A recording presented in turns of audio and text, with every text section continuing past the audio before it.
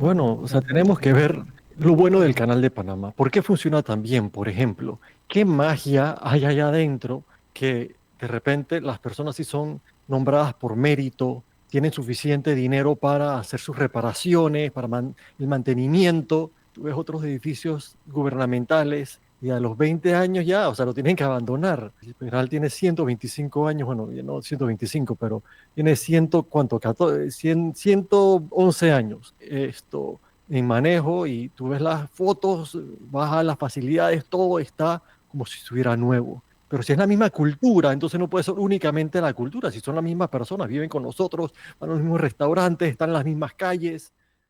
El arquitecto Miguel Herroz, quien se encuentra en Houston, Texas, Estados Unidos, y cada miércoles está aquí con nosotros para hablar y hablamos sobre cómo crear justicia. Buenas tardes, Miguel, ¿cómo estás? Muy buenas tardes, la verdad que se ha pasado bien rápido. Son tiempos, es que yo creo que tantas cosas están ocurriendo a la misma vez que no te das cuenta que el tiempo está pasando. Una locura, no sé cuánto de ese tiempo le hemos dedicado a Trump solamente aquí en Panamá y ayer era el hearing, no sé si estuviste pendiente de lo que pasó ayer en el Sí. Congreso. Y también leí en la prensa sobre el señor que tenían esto, eh, una reseña bien interesante. Dios mío, lo que estamos metidos. Una cosa increíble, ¿no? Y ayer estaba conversando con el abogado Rubio, que no es familia del secretario de Estado, bueno, hasta donde él sabe, eso fue lo que dijo ayer, sobre el echar 25 años para atrás, y es verdad, porque imagínate, ya habíamos hasta cerrado capítulos, entre comillas, o eso es lo que pensábamos con respecto a este tema del canal, porque desde que se firman los tratados, la esperanza estaba puesta en ese 31 de diciembre del 99, cuando por fin íbamos a hablar de soberanía absoluta. Y mira, 25 años después estamos justo enfrentando un tema que para muchos de nosotros, incluyéndote Miguel, quizás que no crecimos con esa idea de que, sabes, ¿no? De la zona, etcétera, porque ya cuando nos tocó tener este nivel de conciencia, ya eso era historia. Hoy nuevamente como que se revive un poco y despierta todo ese sentido nacionalista, pero también nos invita a plantearnos ciertas preguntas, que era justo lo que le planteaba y le preguntaba ayer al abogado Rubio que nos acompañó sobre este aspecto de la construcción nacional desde el aspecto constitucional. Y justo es lo que nosotros conversamos todos los miércoles aquí. Ujú. Es bien interesante. E incluso una gran razón que el Canal de Panamá, que ayer cuando estaban hablando en el Senado, sí le daban mucho crédito al Canal de Panamá y la administración de qué tan bien, entre comillas, ¿no? Siempre puede ser mejor, pero comparado a todo lo demás en Panamá, qué tan bien está siendo administrado. Así que ahí se nota que los panameños tienen lo necesario para hacerlo funcionar bien, siempre y cuando tengan las estructuras correctas. Y bueno, eso lo heredamos, 100% del sistema americano antes que se fueran los americanos nos dieron ese regalo, no solamente el canal, pero la manera de que está siendo administrada y la autoridad dentro de ella, cómo está dividida y todo lo demás y separado del gobierno, aunque con el tiempo ha ido erosionando esas divisiones entre la autoridad, entre el gobierno nacional, pero todavía se mantiene bastante independiente y es algo que tenemos que tener el ojo bien abierto sobre y lo que ocurra en este capítulo con Trump, probablemente el canal va a seguir siendo de nosotros, no veo cómo no, pero seguir resguardando con celo esa independencia que tiene el canal y si algo es fortaleciendo la independencia del canal constitucionalmente. Ahora, algo que se decía ayer que me llamó mucho la atención era que sí, la autoridad es una entidad independiente, como lo pudiera ser cualquiera otra de esas entidades que, entre comillas, no están vinculadas al gobierno, pero al final representa también los intereses del país. Y fuera del ámbito o del rubro o de nuestro Panamá, la ACP es vista como parte del país y Mm. lo que te invita a pensar si no eres local o no estás involucrado es que las decisiones representan los intereses, aunque no sea así, pero es lo que la gente piensa. La gente no va a decir, bueno, la ACP no tiene nada que ver con el gobierno, pero ¿qué pasa? Justo lo acaba de decir. si se escuchan escándalos de corrupción, o sea, ¿cómo se hace también para limpiar esa imagen? Y pasa justo como con el aspecto de Panama Papers, cuando se explota esta... Ensucia todo. Sí, todo quedó manchado. Y ojo, Panamá tuvo una participación minúscula frente a todo lo que realmente está debajo de, pero la imagen internacional pues nos atacó, incluso empezando por el nombre, que injustamente pues nos dejamos poner ese nombre, y ahora estamos viendo cómo terminamos de limpiar nuestra imagen. Pero volviendo al aspecto que tú mencionabas, ayer incluso se hablaba de bribes, de sobornos. El soborno. Y una de las cosas que obviamente uno se siente que hueso, pues, pero tampoco podemos decir que no es así. Y decían, ¿quién nos asegura que ellos nos han aceptado sobornos? Si incluso aquí a lo interno, Miguel, hablamos de sobornos, y hay un juicio por ahí que se ha suspendido, y se ha suspendido, se ha pospuesto, que tiene que ver con sobornos. Vamos a irnos a la raíz, o sea, por dónde empezamos a atacar todo este aspecto para minimizar las oportunidades de que existan estas prácticas como soborno y muchas otras más. Bueno, o sea, tenemos que ver lo bueno del Canal de Panamá. ¿Por qué funciona tan bien? Por ejemplo, ¿qué magia hay allá adentro que de repente las personas sí son nombradas por mérito, tienen suficiente dinero para hacer sus reparaciones, para el mantenimiento?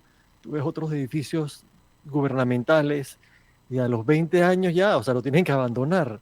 El penal tiene 125 años, bueno, ya no 125, pero tiene ¿cuánto? 14, 111 años en manejo, y tú ves las fotos, vas a las facilidades, todo está como si estuviera nuevo.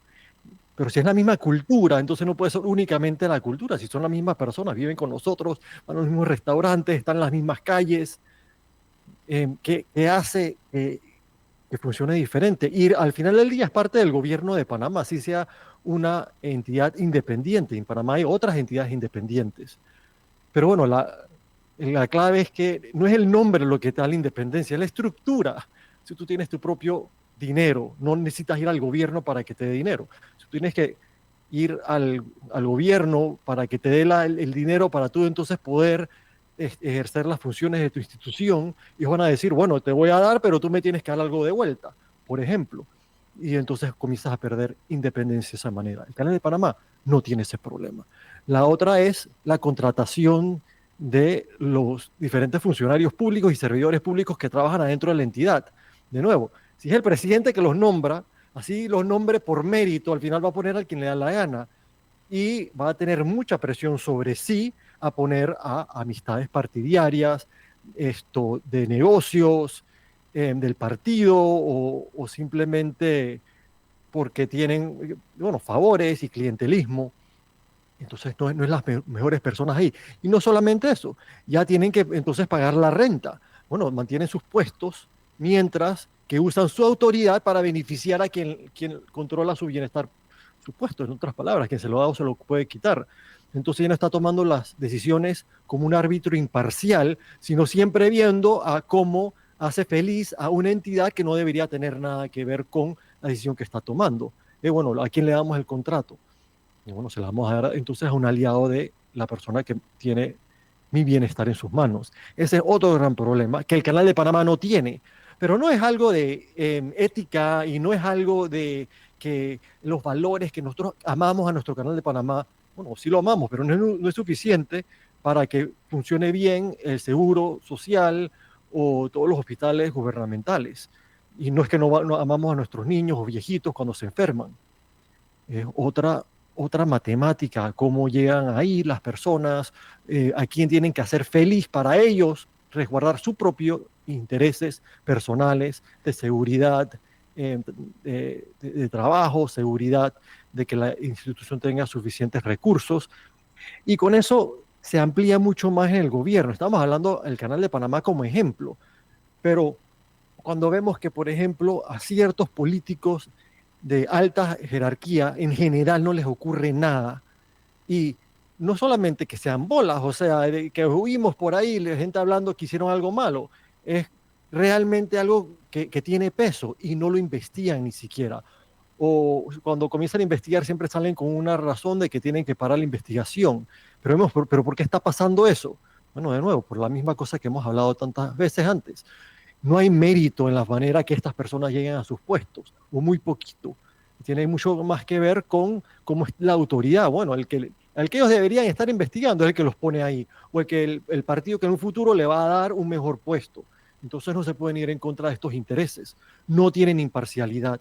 Así la institución tenga el nombre de independiente, no va a ser independiente, mientras que estos otros rasgos que están atrás del velo mantengan estas cadenas que los atan a las personas que deberían estar contrapesando. Y es un tema que es ultra importante tener. Así está atrás del telón y no sea esto en general fácil de percibir. Y bueno, y entre esos el sistema de méritos es muy importante y me gustaría que hoy hablemos de ese tema en específico, cómo hacer que funcione y cuáles son entonces los retos para hacer que funcione. Incluso un lugar donde una sociedad donde todos somos buenos, si está mal estructurado, eso es lo que me gustaría probar hoy, las personas van a comenzar a actuar mal, simplemente para sobrevivir. Y un sistema donde todos son malos entre comillas, es decir, interesados en su propio bienestar únicamente, si lo estructuras bien, van a actuar bien. Así que al final del día no es tanto la persona como en la posición que las pones.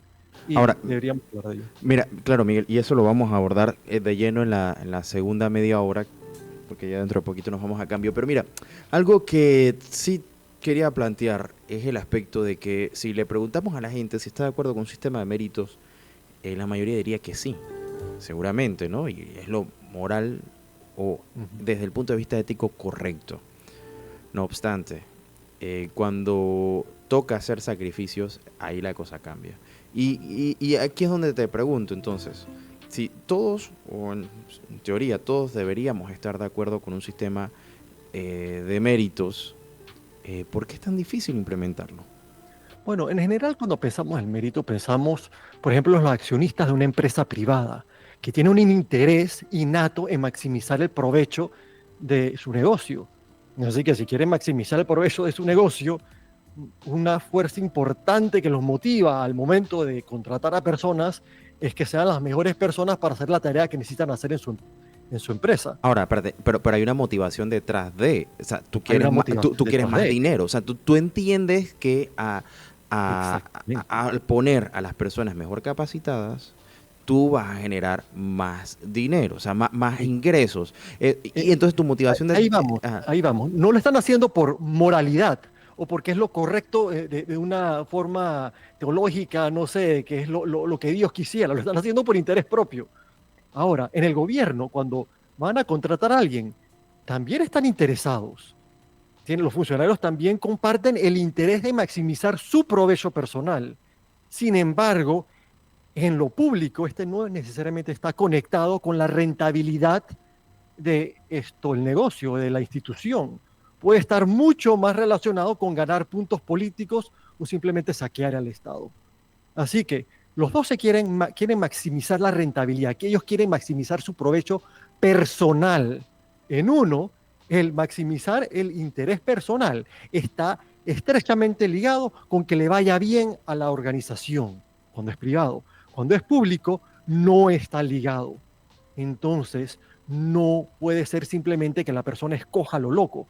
Bueno, no es lo loco, pero que él tenga el poder de escoger, porque puede ser que hay una muy buena ley diciendo cómo él debería comportarse, pero mientras que su interés no esté alineado con maximizar la rentabilidad de la organización pública, pues va a tomar la decisión que más lo beneficia a él.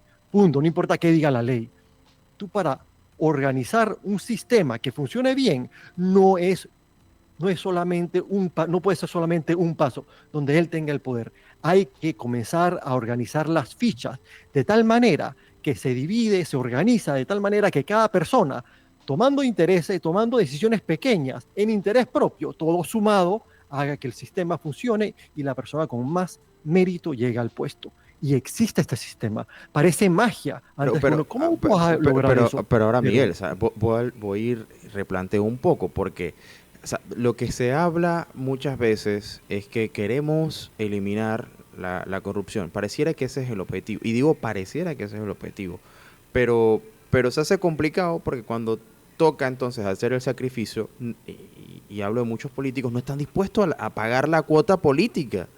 Bueno, y es bien interesante lo que acabas de decir ahí. En general, en nuestra filosofía que usamos en Panamá es más de filosofía de crecimiento personal, sea deontológica, sea de esto, los valores. Al final es como la persona debe crecer para hacerlo bien. Y así vemos el problema. Entonces, cuando decimos que los políticos no están poniendo de su parte para hacerlo bien, estamos hablando en un rubro de ese pensamiento. El problema real, nos dirían unas personas con una filosofía diferente, por ejemplo, Estados Unidos, que es la filosofía del contractualismo, ellos dirían, pero espérate, tú estás pensando completamente correcto. La persona inmoral, la persona que realmente lo hizo mal, no fue el político ese que ahora tú estás pidiendo que se autoinmole. No, ese no es el que lo está haciendo mal cuando él no se suicida políticamente. El que lo hizo mal fue el que diseñó el sistema, que depende de personas que se crucifiquen para que funcione bien el sistema, porque nadie se va a excepto Jesús, se va a libremente llevar a que los crucifiquen.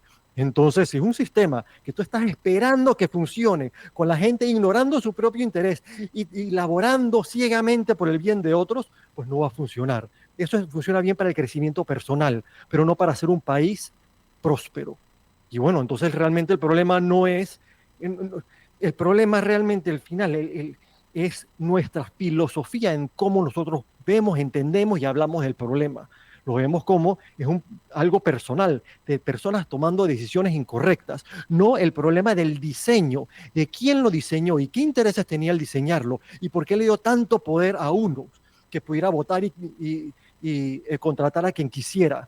Bueno, así hay una ley, o sea, al final él es el que lee la ley y la aplica como le da la gana. Y si yo no solamente nombro al que está trabajando abajo de mi institución, pero la misma eh, jerarquía clientelista es el que también pone y quita al procurador y a los jueces y al contralor y todo lo demás, bueno, entonces terminamos siendo una parte juntos de un mismo mecanismo. En Estados Unidos le Sí. dicen máquina política en la que todos tenemos que elaborar para protegernos entre sí, para saquear al Estado. Viéndolo de otro Y modo, es como una sociedad de puras expectativas. O sea, esperamos que este sea el resultado, esperamos que este sea el actuar, esperamos que este sea la decisión que se debe tomar, y que esto es lo que debería ser. Entonces, cuando no ocurre, lo que resulta es el mar de críticas de lo que se debía haber hecho. Pero, a ver, vamos a pasar de la parte crítica o de criticar a la propositiva. Y ahí te propongo, hablando de propuestas, que nos vayamos a cambio y regresemos entonces abordando un poco todo esto que suena bastante interesante, cómo pasar de esas ideas, de ese anhelo de que las cosas sucedan de la forma esperada a esa realidad. Creo que hay que tener una conversación sincera.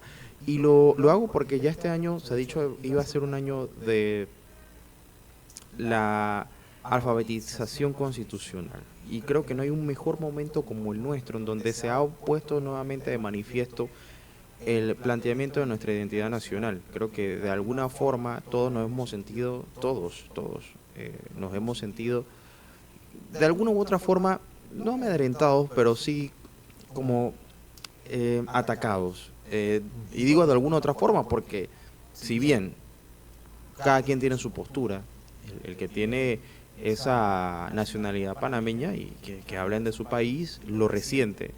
Las escalas van a variar, pero obviamente lo resientes a lo interno por lo que se está haciendo desde aquí adentro o lo resientes porque se está hablando desde afuera hacia adentro.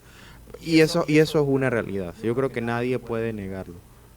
yo creo a la misma vez que lo podemos ver como una oportunidad, no solamente como algo para, no sé, cerrar las puertas y no querer, o sea, si vienen críticas, hay que entonces también ser lo suficientemente adultos para tomarlas y ver qué de ello podemos aprender. No es que no nos autocritiquemos a cada rato. La prensa en Panamá es muy crítica, que es muy bueno. Pero bueno, este momento donde viene de afuera, que quizá no nos gusta tanto, bueno, poner pausa y, bueno, empujar hacia atrás donde es injusto, pero donde es justo admitirlo y ver cómo crecemos como sociedad. Ya somos adultos, Panamá tiene más de 100 años, ya no podemos estar diciendo que es que somos un país nuevo, ya no somos un país nuevo, ya ahora nos tenemos que amarrar los zapatos y el cinturón, ir para Claro, adelante. y una democracia que ya tiene eh, bastante tiempo. ¿Ah? Vamos a cambio, ya regresamos en breve, seguimos con más aquí con Miguel Herroz. Y estoy en compañía de Miguel Herroz desde Houston, Texas, Estados Unidos, para hablar en estructuras para crear justicia. Miguel, estábamos hablando antes del cambio sobre la buena intención, y creo que es una de las cosas que siempre mencionamos aquí, que todos tenemos buenas intenciones, pero la Ujú. intención no es lo que cambia, sino es la acción. ¿Cómo pasamos entonces, sabiendo que el sistema de mérito que mencionabas antes es lo que tenemos que reforzar e implementar, al tiempo que eso significa que nos toca hacer sacrificios políticos, económicos, que pierdo privilegios, etcétera y demás? A ver, porque, y seamos francos, porque aquí lo decimos cada 5 años en nuestro caso, que es el tiempo que tenemos para hacer las elecciones generales. Los políticos van, prometen, regalan, hago énfasis en regalan, porque esto muchos lo entienden como un clientelismo, y eso va más allá de solamente regalar una bolsa de comida o materiales de construcción. No obstante, el aspecto es que esto es justamente lo que hemos venido hablando, y particularmente tú has venido mencionando, y desde el libro de Estructuras para crear justicia, de cómo entonces empezar a replantear la idea de cambios, sobre todo constitucionales, que eh, impidan que estas prácticas se den, primando entonces la otra parte, que es la de el mérito, en donde el único objetivo al final sea escoger a una persona con las capacidades, no con la buena intención únicamente, tiene que haber una buena intención por supuesto, pero también que ésta se alinee con los intereses generales. A ver, todos queremos que acabe la corrupción, creo que sí, todos queremos, pero hagamos esa introspección y preguntemos sinceramente, hagámonos esa pregunta. Yo estoy dispuesto a hacer estos sacrificios en esa situación, en esa posición, yo lo haría. Y probablemente muchos digamos sí, pero cuando llegas allá te das cuenta de que el negocio no funciona de esa manera. Entonces es más complejo de lo que parece. Ahí es donde te pregunto, ¿dónde comienza el cambio y qué nos dice la historia? O sea, cuándo y de qué forma se va haciendo el cambio para saber cómo nosotros también podemos empezar a mirar. Y si hay que hacer cambio constitucional, de lo cual también lo hemos mencionado y muchos dicen, hay que hacer cambios constitucionales y yo estoy de acuerdo, pero ¿por dónde empezamos entonces a dilucidar esos aspectos para primar que la meritocracia no sea un fin, sino un medio que nos lleve a alcanzar el fin, que es la de una mejor gobernanza? Sí, me gustó cómo comenzaste, de que realmente antes de tú meterte en una situación de conflicto de intereses, tú lo quieres hacer bien, ¿por qué no? Y eso me recuerda a cómo definen o cómo ven la Constitución en Panamá y cómo la ven en los Estados Unidos en general. Cuando hablan de constitucionalismo en Panamá, en general es una lista de principios. Entonces, ¿qué es lo que hace el constitucionalista? Habla con el pueblo y ve cuáles son sus aspiraciones, cómo el pueblo quiere que sea en un futuro. Entonces agarran un pedazo de papel y lo llenan de todos estos principios y deberes y quereres. ¿Qué es una buena constitución? Una buena constitución en Panamá es aquella que refleje el espíritu bondadoso del pueblo mayor que pueda poner un pedazo de papel. Eso es en Panamá una buena constitución. Estados Unidos se reirían de nosotros si le vamos con esa idea. Estados Unidos, ellos entienden que hoy todo el mundo lo quiere hacer bien. Lo que una buena constitución hace es ver tú cómo obligas a esa persona en un futuro cuando ya no sea su interés hacerlo bien. Esa es la buena constitución. Y poniendo una lista de principios, no vas a conseguir que lo vaya a hacer bien. lo van a ignorar y van a hacer lo que les da la gana. Ese es el reto, el principal reto que tú estás preguntando es ese, cambiar nuestro modo de pensar. Una buena constitución no puede hacer una lista de principios, tiene que ser, bueno, y no solamente que tenemos que inventarlo yo, ver cómo otros estados han hecho para obligarnos en un futuro, cuando nosotros mismos no lo queramos hacer bien, que nos obliguemos a hacerlo bien. Y ahí entonces es la de Ulises. A ver, y yo te pongo otro planteamiento, mira, y yo creo que esto, y hay que ser francos y sinceros. Yo creo que nosotros tampoco podemos ignorar un aspecto que es obvio y natural. Ahora que la Estrella sacó esta investigación de los suplentes, donde incluso los de la bancada, vamos, han salido dentro de, y se les ha hecho preguntas y cuestionamientos y demás.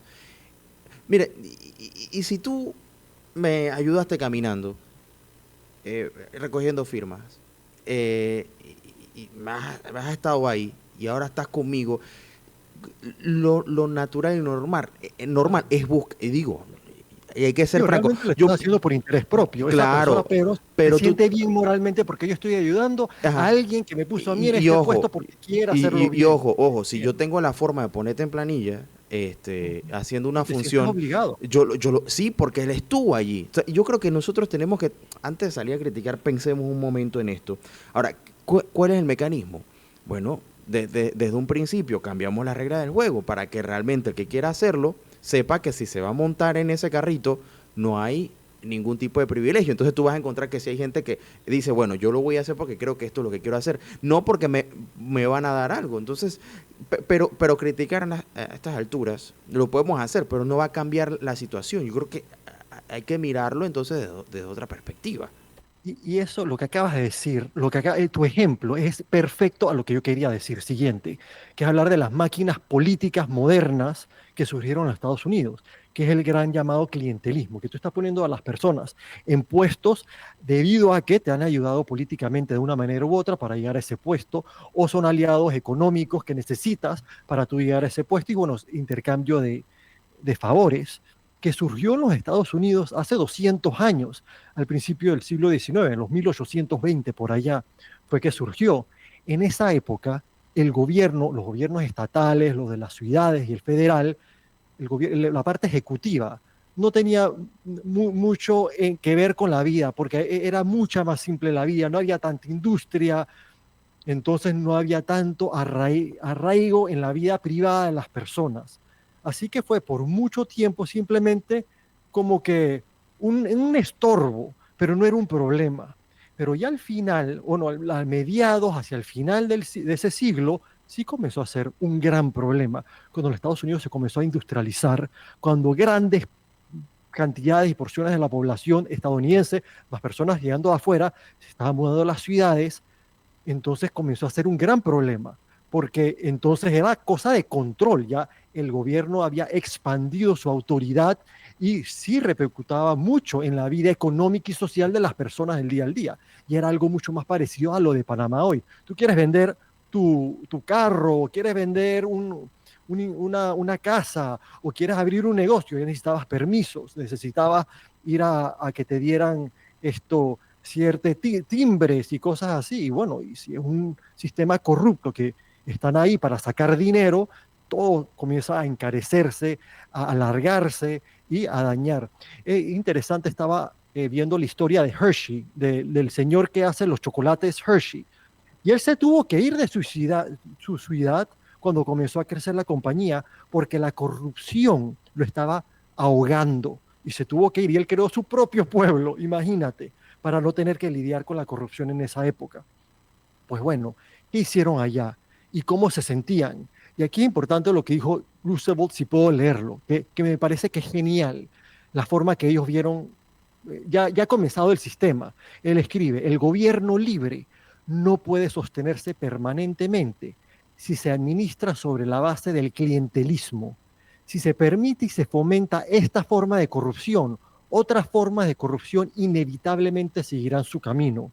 Cuando un departamento en Washington o en el Capitolio de un estado o en un ayuntamiento de una gran ciudad está saturado de buscadores de puestos y de traficantes de plazas que buscan y despachan el clientelismo consideraciones de codicia personal y partidista, el, el tono de la vida pública es invariablemente tan degradado que el soborno y el sobornador, el chantajista y el corruptor encuentran sus negocios ya listos y preparados para ellos mismos.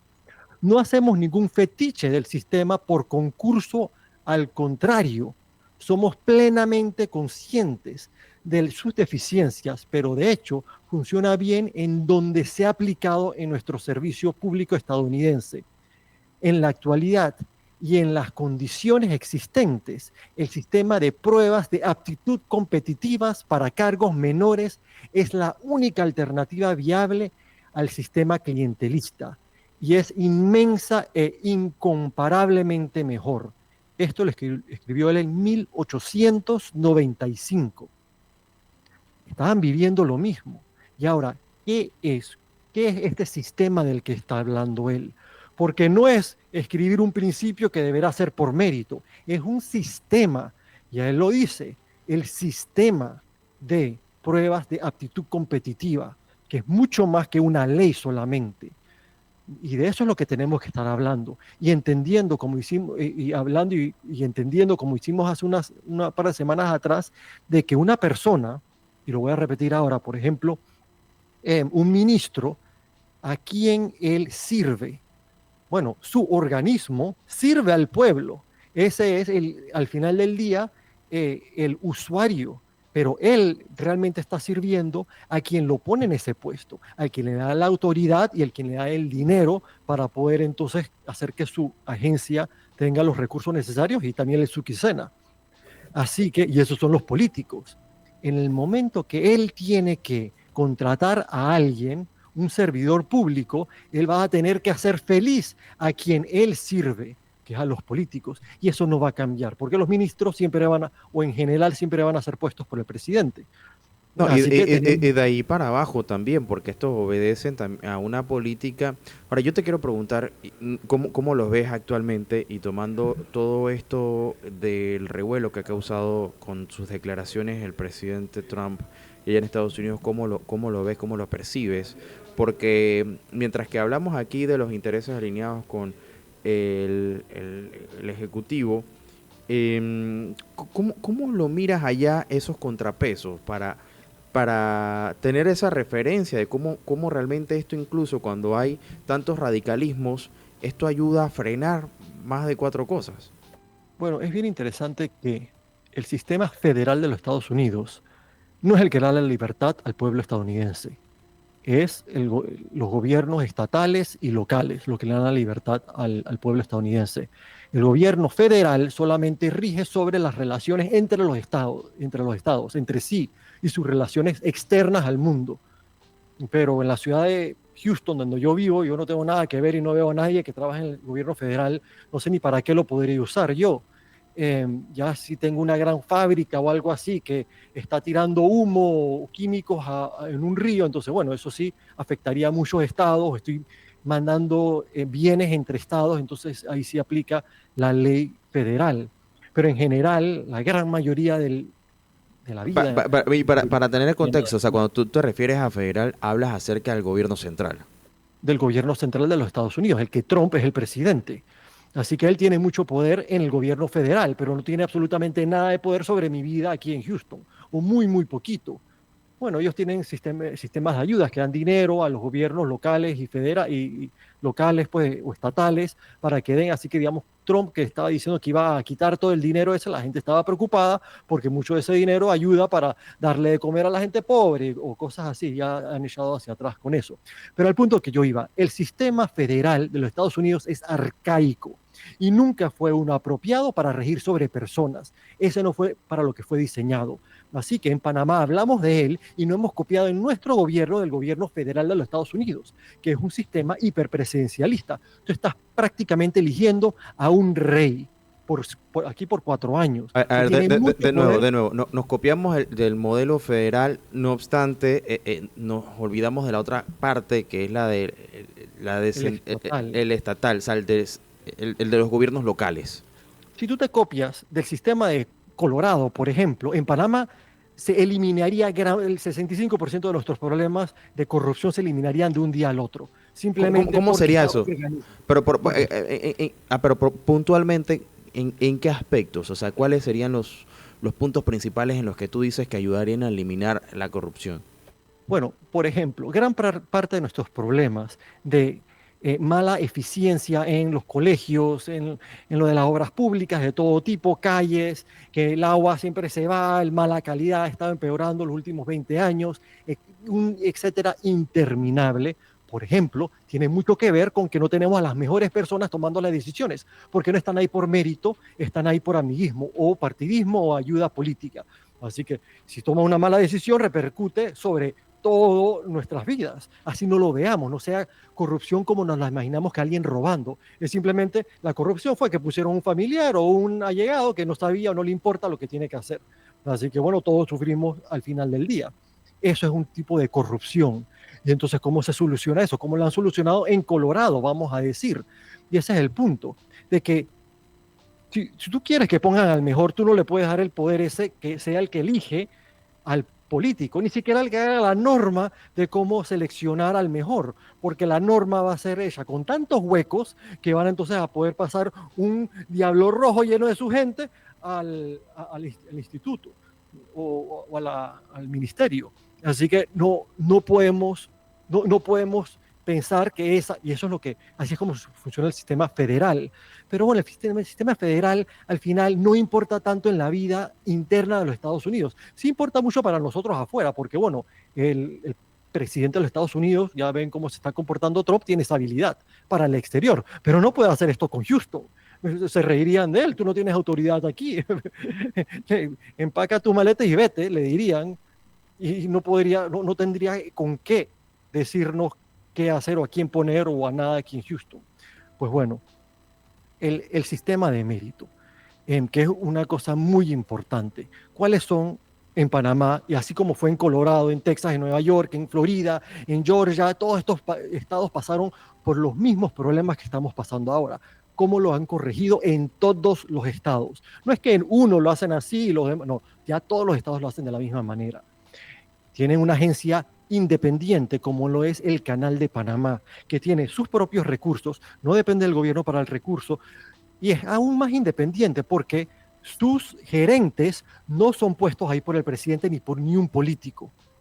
Esto les da la suficiente independencia e imparcialidad para entonces ellos son los que se encargan de hacer los exámenes. Solamente si tú tienes una agencia con estas cualidades, tú puedes asegurar que las personas nombradas, bueno, que toman los exámenes, van a ser los que entonces, tres de ellos, los que van entonces en las listas estas de tres personas para un puesto, que van entonces al agente gubernamental, digamos al ministerio, al ministro, que él entonces podría de esa lista de tres personas escoger a quien está abajo de él en su oficina o a los jefes de las oficinas abajo de su oficina principal. Así que los jefes secundarios, él los pondría y las personas en su oficina. Pero después, todas estas oficinas abajo de la de él, que son las que realmente administran su instituto, su institución, entonces esas son las que contratan, y los jefes estos son los que contratan al resto de los servidores públicos todavía a través del sistema de mérito. Le llegan tres nombres de esta organización completamente separada del gobierno, personas que entonces los tres nombres son las tres personas que sacaron el mejor puntaje en las pruebas de aptitud. Le llegan tres nombres, hacen, ¿cómo es que le dicen? Su entrevista a las tres personas y escogen al que mejor les guste, ¿no? De las tres personas. O como cualquier empresa privada. Como una empresa privada, te llegan las tres personas que sacaron, que tienen el mejor, y es por examen, porque no es subjetivo, es objetivo. Entonces, bueno, los tres mejores, con los mejores exámenes fueron los que van a esa plaza, o lo que sea, adentro de la jerarquía ejecutiva. No jerarquía, sino de los instituciones ejecutivos. Pero este no es el único problema, porque créeme que si hay manera de encontrarle una manera, hacer la trampa, la van a encontrar. Y todas las trampas que se pueden encontrar las han encontrado en los Estados Unidos. ¿Qué es lo primero que hacen cuando emplean este sistema en los Estados Unidos? todavía al principio el dinero venía del órgano legislativo. Así que los legisladores decían, ¿sabes qué? No vamos a darle ni un centavo a esta agencia independiente, porque si no tiene ni un centavo no puede dar ni un examen y nosotros podemos poner a los que nos den la gana. Y de nuevo ponemos a nuestros allegados políticos. Así que eso es lo que hacían. Entonces, bueno, ¿cómo corregimos esto? Son préstamos forzados, tipo de cosa, que la agencia esta puede sacar préstamos del gobierno, del gobierno de Panamá sería, o de Georgia, o de donde sea, y entonces puede administrar su agencia, y el que tiene que pagar la deuda de vuelta son entonces los ministerios. Bueno, la porción del ministerio, digamos, son 10 ministerios, cada uno más o menos pagaría 10% del costo del préstamo ese al final del año. Entonces ya no pueden decir la administración esta que no le vamos a dar dinero, pero todavía han encontrado otras maneras de hacer trampa. Bueno, está bien, pero lo que voy a hacer yo es que los que no trabajen en los servidores públicos que no trabajen en beneficio de mi partido político, los voy a votar. Está bien, los pusieron por mérito, pero al igual, si yo los puedo votar, van a tener que hacer lo que yo quiera que hagan, por temor. Y los que no están dispuestos, los suficientemente morales, a que están dispuestos a que lo voten, pues lo votaremos, y vendrán otros hasta que nada más están los que están ahí dispuestos a hacer lo que yo quiera para no perder su empleo. Así que no es suficiente todo este sistema de llegar ahí por mérito. Tenemos que asegurarnos que se puedan permanecer en sus cargos mientras lo estén haciendo bien. Entonces ese es el sistema, que esta misma organismo escucha las apelaciones de los servidores públicos que sienten que lo han votado por razones incorrectas. Entonces, ¿qué es lo que hacen? Es para votar a alguien tiene que ser entonces ya, de nuevo, es objetivo. Tienes que tener el papel, las razones específicas, toda la matemática de cómo se tomaron las decisiones para votar a la persona esa, y la persona todavía puede apelar. Pero bueno, si hicieron todo bien y es una buena razón, pues lo van a poder entonces sacar del puesto sin ningún problema. Pero todavía no es el único problema. Y ahí es donde esto es lo bueno del sistema americano, que ya han resuelto todas estas cosas. Necesitas para tener una burocracia efectiva, eficiente, tienes que tener la habilidad de votar a los que no lo están haciendo bien, de poder eliminar diferentes oficinas que ya son redundantes, por ejemplo. Pero si no puedes votar a nadie, entonces no podrías hacer eso. Y si los puedes votar, entonces los políticos se van a agarrar de eso para decir, vamos a reestructurar el ministerio, por ejemplo, para votar a toda la gente y poner gente nueva que dependa de ellos. Bueno, si puedo votar a todos dentro de esta oficina, ya van a tener el temor y van a hacer lo que yo quiero una vez más.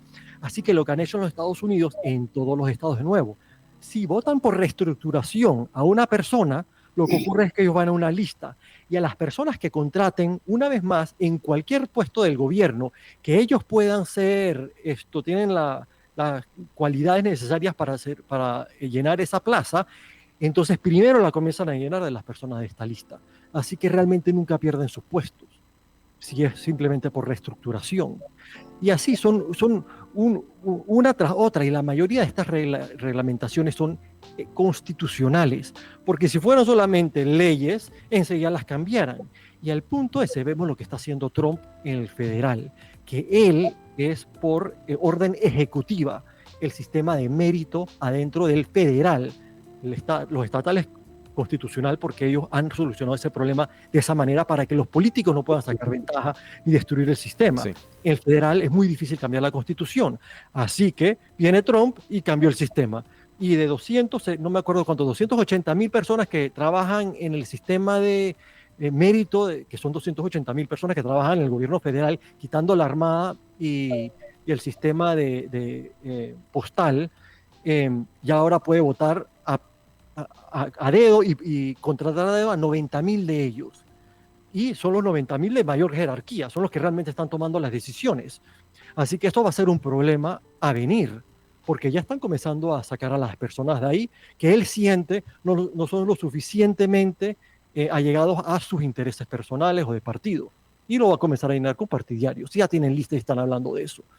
Así que cuando tienen la oportunidad de hacerlo, lo hacen, no importa en qué sociedad estemos hablando. Sí, bueno, Miguel dice por ahí que cuando tú veas, bueno, que uno tiene dos formas de aprender, bajo la experiencia propia o con la experiencia de otros. Creo que es importante ver qué se ha hecho bien, qué se ha hecho mal, tanto aquí en Panamá, en la región, o en otras partes como Estados Unidos, que es justo lo que tú haces en esa comparación, y ver cómo nosotros podemos ahora en este año que se ha dicho, que es el de la alfabetización constitucional, adoptar, ojo, no copiarnos de lo que están haciendo otros, sino ver qué les ha resultado, entender qué es lo que nos hace falta a nosotros o qué estamos haciendo mal y qué nos podría funcionar. Y justo creo que ahí es donde se alimenta la conversación. Tenemos que dejarlo hasta acá porque son las 4 de la tarde, pero sin duda la próxima semana podemos seguir abordando este y otros temas aquí. Así será. Muchas gracias a todos y saludos.